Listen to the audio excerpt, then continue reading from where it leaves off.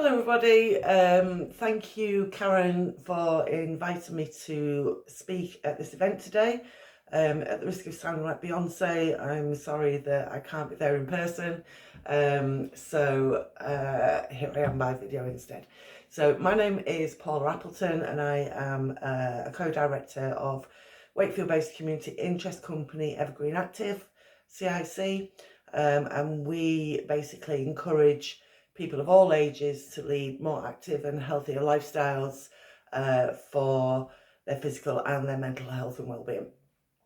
So we became Let's Get Cooking qualified at the beginning of last year, and since then we have delivered to, I would say, over 400 participants of all ages. So last summer we partnered with Wakefield Council and St George's in Luxett for their Healthy Happy Holidays projects, delivering activities and the Let's Get Cooking sessions.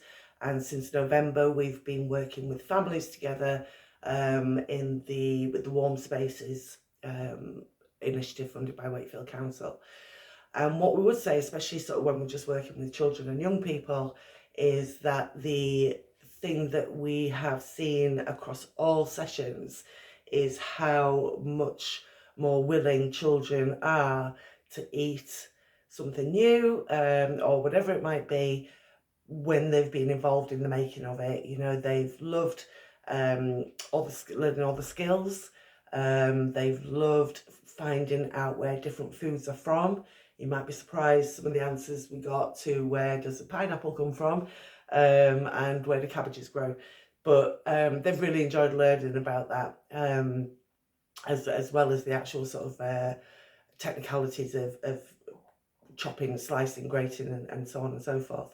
So that's been really lovely to see, actually, that they've tried different things and really embraced being the creator of their own meals or snacks or whatever it is that we've been doing. Adults, not so much. Some habits die hard, and actually it's been interesting to observe some parents, especially sort of younger parents, that hadn't had the opportunity to try different foods or even sort of try different vegetables, fresh vegetables, as they were growing up. And we've, you know, if they haven't tried them themselves, they're less likely to try them as an adult and with their young family. So that's, I think, has been really important, to introduce things to families together that they've gone, oh, this is nice, or I didn't realise you prepped these items like this, or that you could put them in this kind of dish.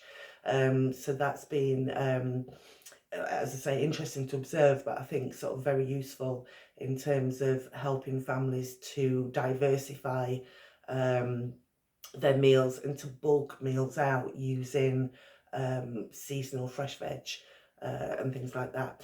So the other thing that the adults have been quite surprised to learn is how cheaply we've been able to make very hearty big meals that are, you know, so that the whole family will eat. We've tried very hard within our budgeting to keep the cost of ingredients to around £1.20 per head, so that it is affordable, and just to show families really that actually chicken nuggets and chips might seem cheap at a couple of quid each, but if you've got 4 children, then it soon adds up, and actually for the same price you could probably make 2 evenings worth of family meals. So I think that's been quite an eye-opener.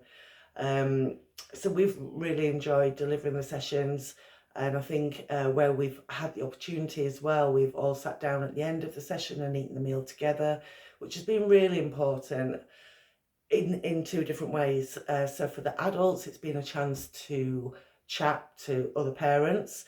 We've had some very wide-ranging conversations over meals, everything from the cost of electricity, as you might imagine, to actually sharing the symptoms of perimenopause, you know, to women who are experiencing it for the first time, and didn't realise that was potentially what it was. So I think that that's been quite a good support network for the parents, and for the children very much about sharing, taking turns, clearing up afterwards, which we've kind of insisted is included in our sessions, so that children learn the basic skills of clearing away and washing up, drying up and putting away. But also in some cases even portion control for children, that a lot of us sit and eat our dinner in front of the television, and that can lead to quite mindless eating, which we know is a contributory factor of obesity.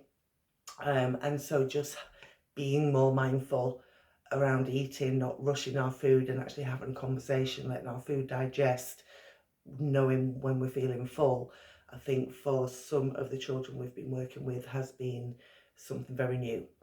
So in terms of how our project affects the district, we would like to think that in all of those aspects, in terms of the food preparation, the realisation of the cost, and the social aspect of eating together, we hope those families will take forward and make a real difference to their lifestyles all across the areas of the district that we're working on. So thank you for your time. I hope that was helpful, and speak soon. Bye.